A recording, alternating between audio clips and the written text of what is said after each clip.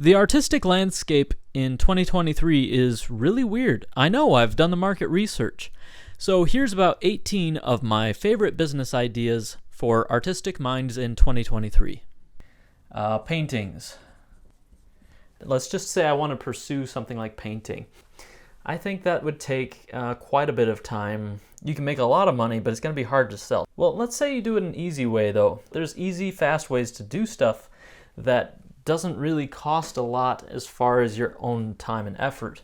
You can do like a wall-mounted sculpture kind of thing. Like you could sell it for a lot, but how easy can you sell it? One form of art is aluminum casting. You can melt down some cans and then just pour it into a mold. It's going to take a while to get that started up. You can charge a lot for art, but it's hard to sell. Utilitarian, artsy-fartsy, craftsy stuff, I'd put that in the high return on investment category. Candles, scarves, soap, coasters, trivets, stuff like that. I think it's going to be easier to sell. You can go to consignment stores to sell art. You can go to craft fairs to get your name out there. Easier to market crafts and easier to produce them. It's something that you can share with somebody proudly. Hey, look at the thing that I made, assuming it's any good. And there's a lot of good tutorials on how to make that stuff. And if you kind of create them in bulk, it's actually pretty easy to produce. Actually, there's quite a bit of effort and research and development that needs to go into that. Writing a book. You could be like, that's hard. You have to write like, what, 200,000 words, 100,000 words? I'm pretty fast at it, but it doesn't mean that the quality is going to be great. I still have to go back and rewrite it. It's going to be hard. The cost on writing is not that high, but I honestly think the return is going to be pretty high if you can publish it right. It's easier to market writing and easier to produce. Among the top grossing YouTube channels are health and wellness and finance. So yeah, that's going to be a high return on investment, assuming anybody actually watches it and it catches on. It's hard to compete in that market, and it's not really easy to make this kind of content. You would not believe how much work goes into filming and editing something that's just seems kind of simple on the face of it, but autobiographical, kind of a vlog channel, a well-polished video blog. That one's a little highly polished. It takes a lot of work to do. High effort, low return. Honestly, no one cares about your life anyway. Harsh reality. Next, daily vlogs. I tried a daily vlog, which is different from this other vlog. It's hard to do daily, first of all. Second of all, if you do it daily, it's so low quality that nobody's going to care. Unless, of course, you're a cute girl. Not to be cynical, but, I mean, the numbers don't really lie. Oh, hey, there's a guy. Go back. There's a guy. Yeah, there's one.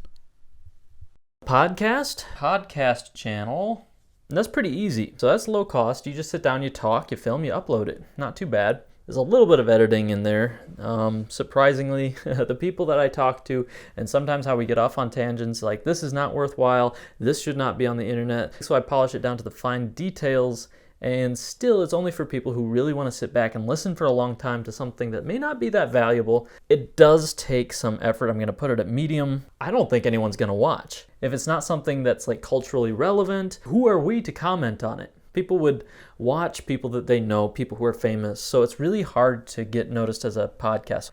Story-oriented fiction comedy channel. So I'm going to call it, let's say sci-fi comedy. Sci-fi and comedy are two things that are extremely difficult to do. Much more so when you mash them together. So I'm going to put that at high cost. It's really hard to get noticed as a fiction creator on YouTube. Very low return. Sci-fi, comedy. Whether they're fiction or non-fiction, let's talk about these exploration channels where they just sort of wander around places and keep the mystery, where are we going next? There's people out there who explore abandoned buildings. They go exploring, hiking. Sometimes they just wander around a city and they film it for a long time. And there's another channel that kind of incorporated that with a fiction and a bit of a creepy, nostalgic concept. Kind of utilizes that same kind of thing.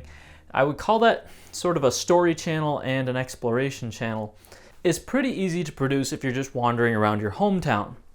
But if you have to gain access to some place to wander around, get permissions, do a lot of insurance stuff, or if you have to manufacture the thing from scratch, as is the case with the back rooms or other kinds of channels, that's fiction, then that's going to be high cost.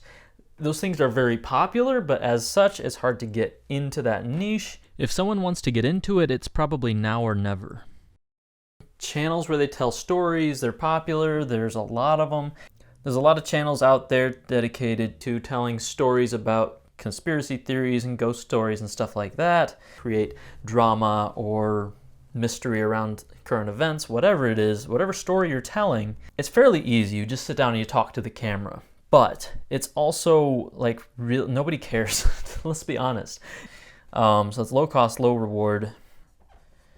Music. Talk about music. I'm not really sure because it's really difficult to analyze a lot of music stuff. And if you're going to get into the actual music, you need to do a lot of research. So let's do this. Music. Middle cost. I have no idea if anyone's going to watch or not. So it's really hard to say. Movie reaction channel. Movie reactions. There's quite a bit of editing, so middle cost. Popular, hard to get into. I'm going to say low reward. So I'm involved in a gaming channel collab. A little bit of filming, but I don't actually do the work. My friend does all the work, I just show up. So I'm going to say low cost. Financially, we're not getting anything out of it. And then I have my own gaming channel as well, where I don't really accomplish much because it takes a lot of time. And then I'm going to say that my gaming channel is zero reward. Found footage channel, it doesn't fit into any category on YouTube. Found footage channels are generally horror, fiction, fictional chemistry, or fictional biology, largely consisting of CCTV footage or home video. Being a fictional channel, there's very little metadata to help the algorithm serve up the content, unless of course you're following a trend. Rant channels, people love a rant, people love comedy, so I think it's going to get a lot of views. I think that's going to be high return, but is it going to be a financial return? I think that's going to be hard to achieve. So I'm going to put that in the middle. As for production, it might be pretty easy, but I can think of some of them that would be really difficult. All right, so that's my top 18 business ideas for 2023. Now, I know most of those were video formats. That's a business nowadays. My main focus was on YouTube, but there's a lot of video platforms out there now, and these formats will most likely translate well to other platforms. So that's something to consider. Now, a lot of these business and artistic ideas may not seem connected, but there's a lot you can do to optimize a business, and you'd be surprised how universal those ideas are. So if you want to take a look at that, check out the next video up here. And if you've already seen that video, I've got one for you right here too. So check that one out.